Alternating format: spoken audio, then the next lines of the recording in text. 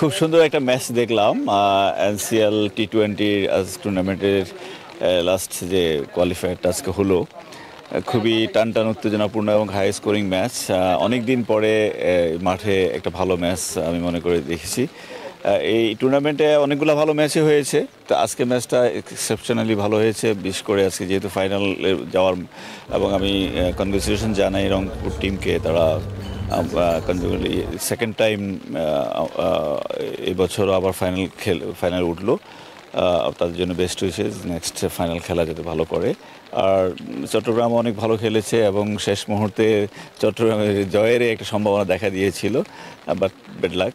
তবু আমি মনে করি যে একটা ভালো ম্যাচ আমরা পেয়েছি। না, মন খারাপ করার কিছু নেই, কারণ খুব চট্টগ্রাম অনেক ভালো খেলেছে। ভালো খেলে হারলে এত মন খারাপ হয় না।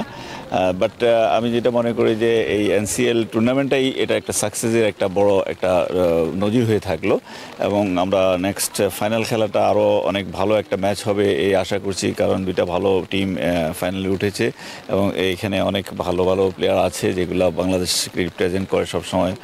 তো এই ধরনের হাই ভোল্টেজ একটা টিম ম্যাচের আশা করছি আর কি নেক্সট ফাইনালে, এটাই আমার প্রত্যাশা। আমি প্রতিদিনই খেলা দেখেছি, বিশেষ করে টি স্পোর্টসে তো আমাদের এই খেলাটা ভালো প্রচার হচ্ছে এবং আমার মনে হয় সারা দেশবাসী দেখছে। এবং বাংলাদেশের ঘরোয়া ক্রিকেট লিগের এই আসরটি যেভাবে জমে উঠছে, আমি মনে করি যে টি-20তে আমাদের এটা বিশাল একটা প্রভাব ফেলবে।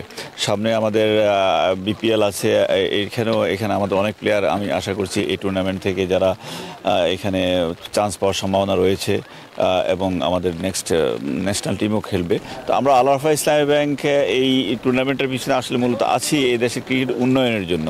ক্রিকেটের যে এক্সপোজার দিয়ে বাংলাদেশ সারা ওয়ার্ল্ডে যেভাবে নাম করেছে, তো আমরা আল ওয়াফা ইসলামী ব্যাংক দেশের একটি প্রতিষ্ঠান হিসেবে এইটাকে ধারণ করতে চাই এবং এর সাথে থাকতে চাই। এটাই আমাদের ইচ্ছা ছিল, আর আমি মনে করি আমরা সাকসেস হয়েছি।